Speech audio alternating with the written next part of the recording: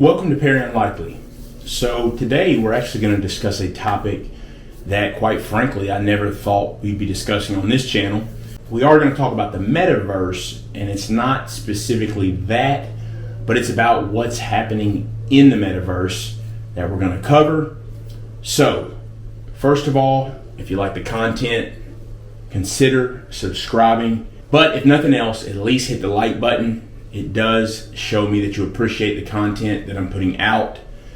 And let's dive into this. So what we're going to talk about is there's been assaults reported in the Metaverse. Physical assaults, that is. I know you're thinking, hold up though. We're talking about like as in virtual reality assault. So first of all, let me go ahead and explain that this is not the first time that this was reported. And as I dug in and started doing some research, it was clear to see that there have actually been reports of things of this nature going back for quite some time. Even if you're talking about chat rooms and really the old days, as far as just harassment and the way different people talk to others. But obviously when we get more into the actual virtual reality in the Metaverse, now we're talking about physical assault through an avatar. So stick through and I'm going to explain to you in this article one of the latest events of this happening. And I'll also mention a large company who is going to have to figure out how they're going to address this. And I'm going to actually ask some questions that I really want some responses on later on in the video, because I really want your feedback on what you think about these issues. Because when it comes to this, obviously people are going to have their own take, but I do believe as we get deeper and deeper into the Metaverse, there's going to have to be some questions answered. So according to the article, Chanel Siggins recently put on her Oculus Quest virtual reality headset to play her favorite shooter game, Population 1. She makes her way to the digital lobby and is getting ready to play the game when at this time, another player's avatar simulated groping and pleasing itself onto her avatar.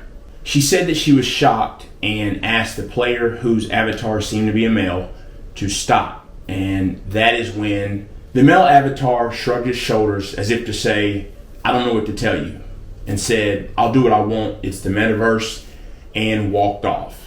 Now, while that's fresh on your mind, I do want to take a second to let you know what a professor had to say about this.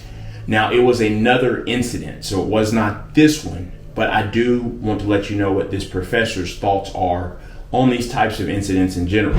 If you highly identify with your avatar and are portraying yourself in an authentic manner, you're going to feel violated, said Jesse Fox, an Ohio State University professor who researches the social implications of virtual worlds. It wouldn't be different if someone sent you a harassing email to your work email or harassed you in a chat room. Fox warns that virtual reality opens the door to a new level of violation.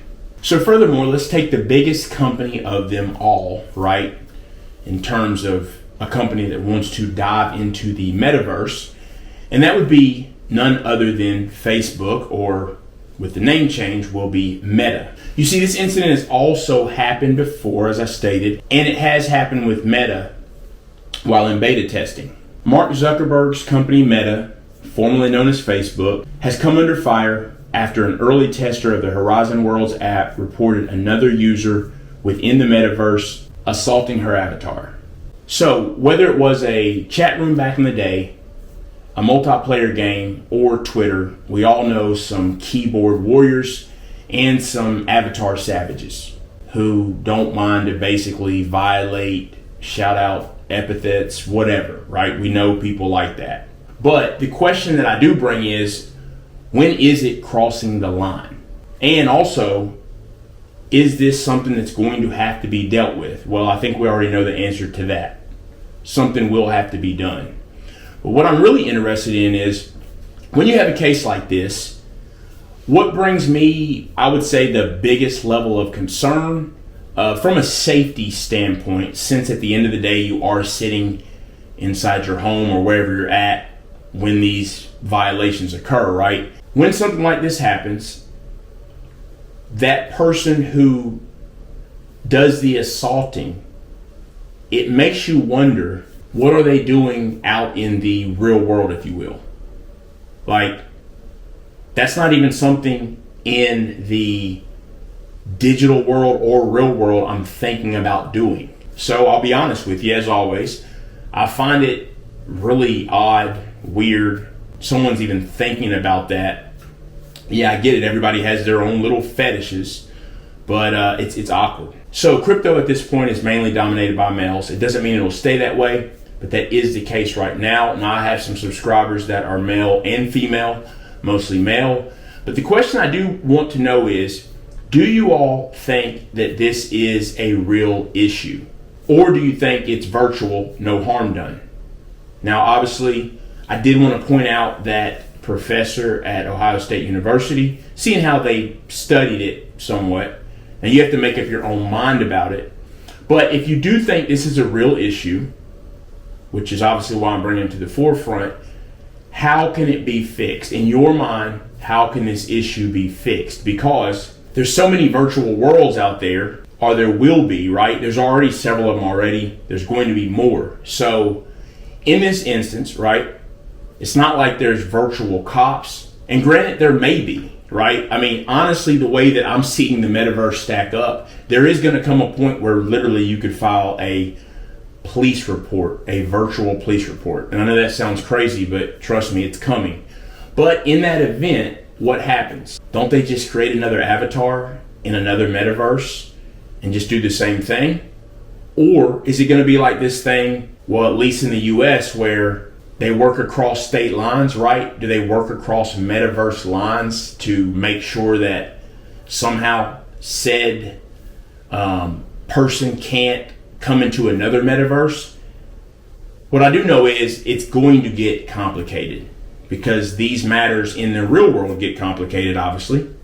So it's going to be even more complicated. But the main thing I want to know from the content that I put up here today is, I just want to know your thoughts on it in general. I mean, I wouldn't have even thought about this until seeing this article.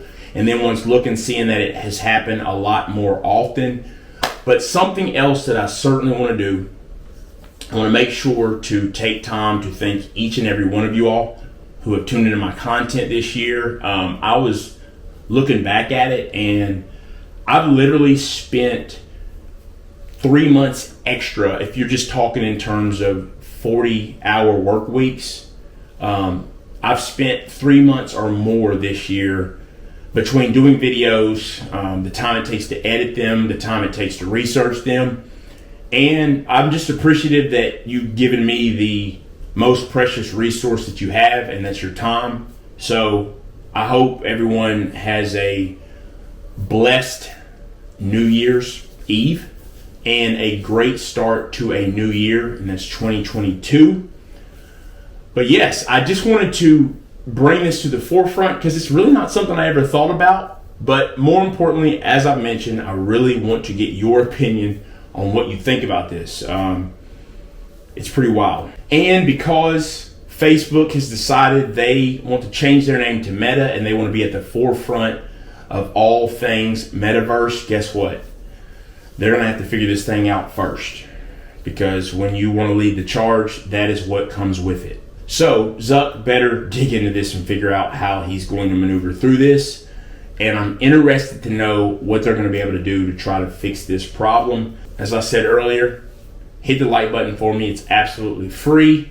If you like the content, consider subscribing. Also, share my videos. That's probably the best thing that you could do if you do want to help the channel, is share the video. And hit the bell for notification. If you do want to catch the next content that I drop this coming up year, I'm going to really do my best to put out as much content as possible. The channel continues to grow, and that's because of you. Thank you for tuning in to Perry Unlikely, and I will see you next time.